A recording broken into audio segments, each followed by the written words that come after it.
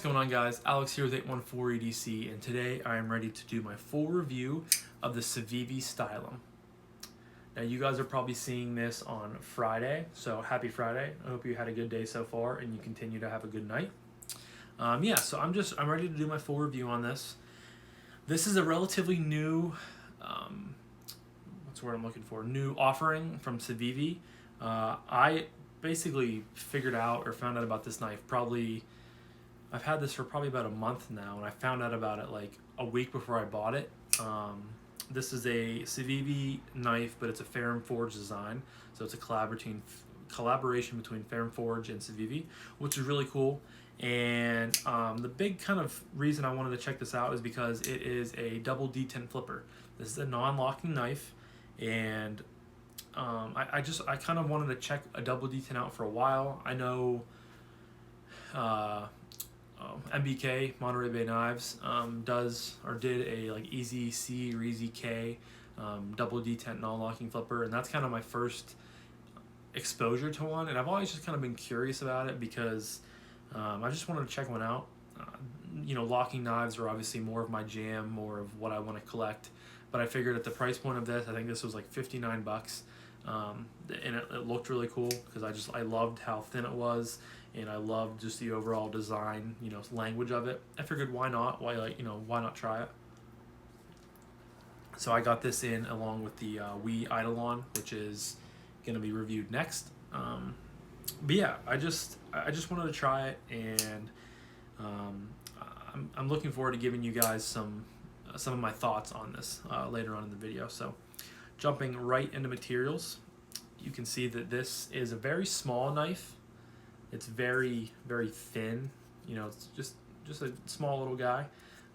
Loop over style deep carry pot clip that is really well done. I love how this pot clip is. It goes in technically at the top of the knife, and that's a design language feature from Ferrum Forge. So I think that they nailed it with the pot clip.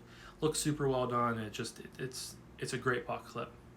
You have a black G10 backspacer here that goes around to the butt end of the knife, and then you have jimping that starts from here and goes all the way up top, and that is your flipper tab right here. I like how the flipper tab is just kind of sticking up out of the top.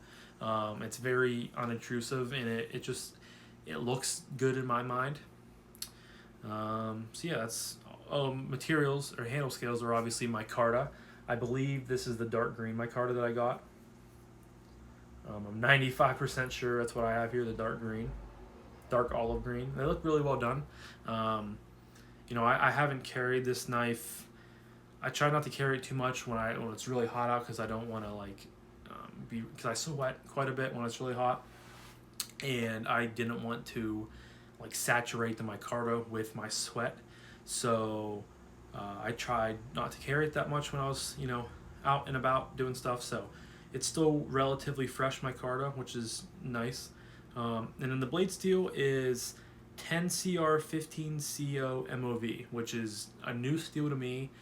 This is the first time I've ever heard of it or ever had it. From what I could tell and from what other people have said, it's basically like another version of VG10, which is an okay steel.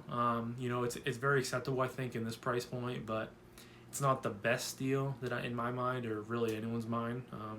But I don't think that this is going to be a hard use knife to where you're really going to be, you really don't need a super high quality steel on a knife like this in my mind. But so yeah, you guys can see the steel is listed right there. There you go, you can see it. And obviously this is a front flipper, so when you go to open this knife, you just grab the top here. And the jimping is very aggressive, but I think it's kind of needed on this knife because the detent to get it out is a little stiff, but I've flicked this up plenty of times, so just to get it out, you give it a nice little flick, and it flies right out of there.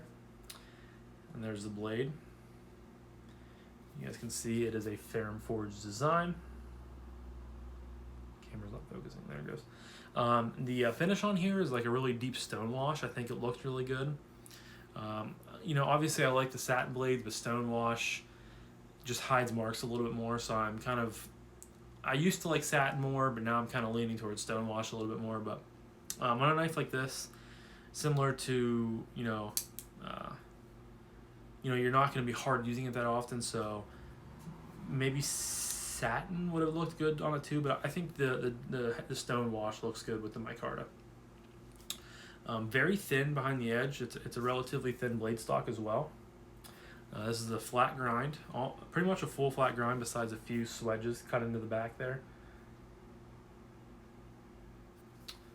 Just a great edge on it. It's questionable obviously to how long that edge will stay because, with the edge retention of I can't remember off the top of my head, 10 CR 15 COMOV. It's a mouthful, I know. But I've cut open some packages, cut some paper with it. Nothing too heavy because, well, I'll wait and talk about that with the final results. But I haven't done any too much hard work with this knife. So it's obviously questionable how the steel will hang, how long it'll hang on, and the edge will be. But like I said, I'll talk about that later on in the video. So skeletonizing, there's not much skeletonizing going on at all on these liners. But the knife itself is already very lightweight, so I don't think you really need any milling or anything like that on the liners. They are full steel liners, and you can see them around the scales, which I don't mind. I think it looks good. And I will say the pocket clip, before I forget, is right-hand carry only, which kind of sucks to the lefties out there because that kind of confuses me because I don't know why you wouldn't give an option for lefty carry because there's no locking mechanism to get caught up in, and so a lefty could use this very, very well. I'm just kind of confused why they didn't put a lefty option on there, but I don't know. So yeah, I think that's all for materials. Next, we'll jump into action. Now, this is where kind of a fun part of the double detent comes in. So obviously it's a front flipper, like I showed you guys. You just rocket it open like that, and now there's no liner lock, there's no frame lock, there's nothing in there to stop the blade coming down besides a secondary detent ball that falls into place. Now obviously, like if you push on it, it takes a little bit of pressure to break it, but there you go. As you guys can see, it falls into if you guys can hear that, it's another detent ball clicking into place that keeps the blade from going back unless you apply enough pressure to break the ball out of that little hole. And what I've seen a lot of people like about double detents is it's fun to fidget with because you can just sit there and open it, close it, open it, close it, open it, close it, open it, close it. So it's just kind of fun to sit there and fidget with not having to, you can just kind of think about other stuff and not have to worry about a liner lock or anything like that. It's definitely, I've had enjoyment with fidgeting with it and whatnot. It's just fun just to sit there and just open it, smack it back down. So the action's good. It definitely has a little bit of a stiffer detent.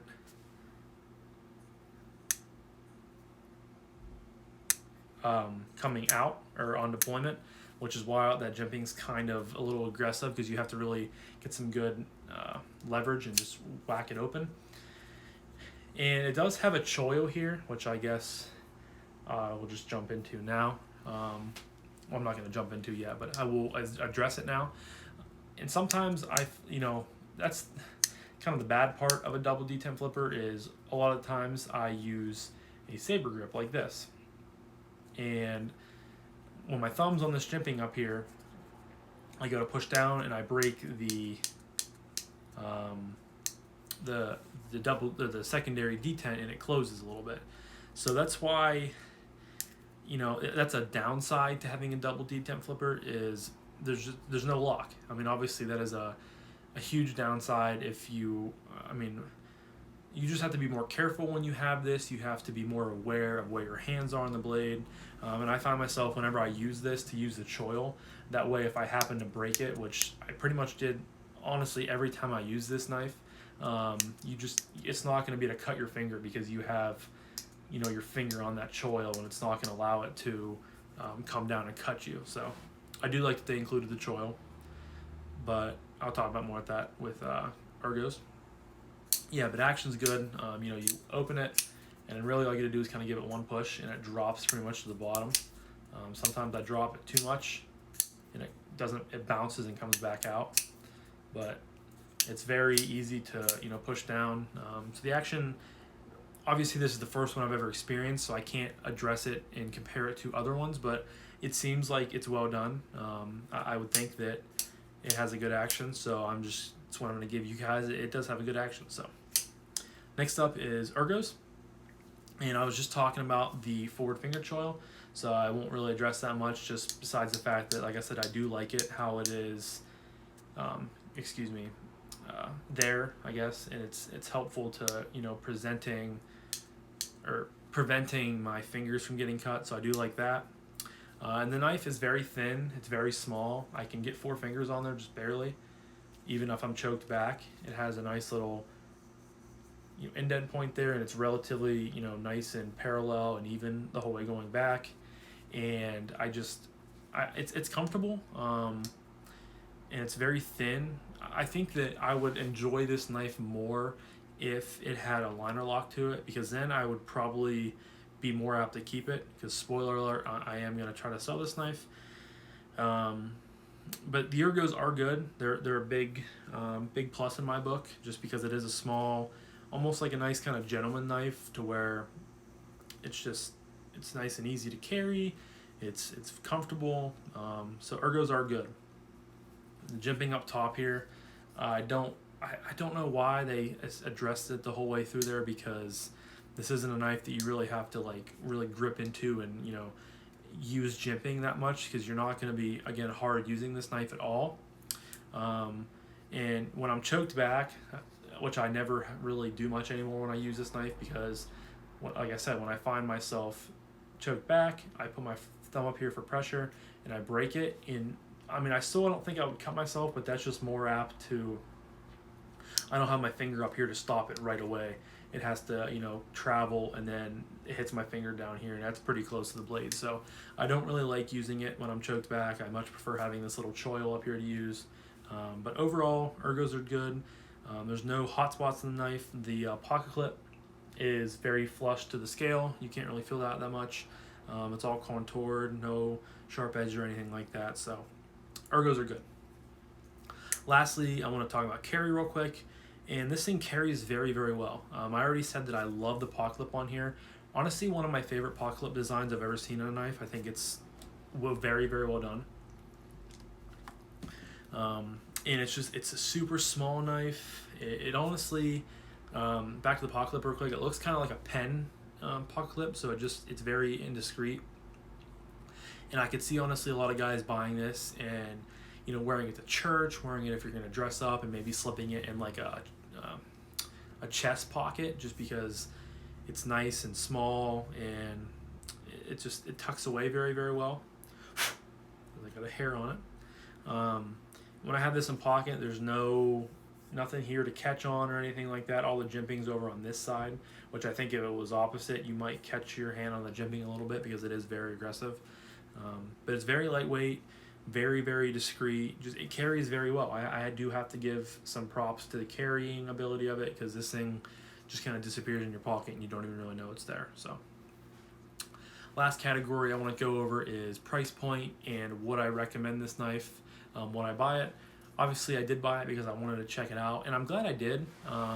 Obviously I just told you guys a few minutes ago that I am planning on selling it, so it's not going to be a piece that I keep in my collection forever. But for $60, what this knife was, and I think I used Kevin Lefty EDC's discount over at White Mountain Knives for it. So if you are interested in checking it out, I would definitely go there to use it, because then you can use the discount code and get 10% off, save you a few dollars. So like $55 for this, I do think it's worth it. If you're in the market for a double D10 flipper, or if you're like me and you're wanting to try one out, but you don't want to go and buy like an MBK, and I think those are even sold out right now. But more of a premium model that's gonna, you're gonna have to spend more money on. I think that this is a good kind of get your feet wet model to see if you like it. And it has good enough materials to where if you do like it, you're gonna enjoy carrying it, and you're gonna, just enjoy having it. So I would recommend it to those type of people. Again, if you want to try a double detent flipper, or if you just really like double detent flippers in general, this is a good model, guys. At the end of the day, it has, you know, nice micarta, an awesome pocket clip. The blade steel is decent for the price. The action, very good, very fun to fidget with. It's just, at the end of the day, I want locking knives, and I don't find this knife to have that much utility for me, because I would like it to have a locking mechanism, and I just, to me, it was just a knife that I wanted to try out and probably move on from, and that's what I decided to do. So I'm probably going to try to sell this on Facebook or Instagram. I don't know what I'm going to try to sell it for yet, but just going to try to get some more money back into the channel to get more stuff in for you guys to check out, and for me to check out as well. So at the end of the day, I would recommend this for the price point, because you're getting good materials, a pretty good action, a nice size knife for $55-$60. I think that's well worth it if you're wanting to try it out or wanting to add one to the collection. Definitely give this one a look. So yeah, that was my full review of the Civivi Stylum, which is a Ferrum Forge design knife, and I do like it, but it's not something that I want to stick around and keep in my collection forever. So leave a comment down below if you guys have any experiences with double detent flippers. If you love them, you hate them. I feel like that's kind of, you either really enjoy them or you really hate them. There's no really middle ground, I feel like, for people with double detents. So definitely give me some feedback on that. I'd love to hear what you guys have to say. And yeah, as I told you guys in the beginning, I think you're going to see this on Friday. So hope you guys have a fantastic rest of your Friday, and I'll talk to you guys in the next one. Peace.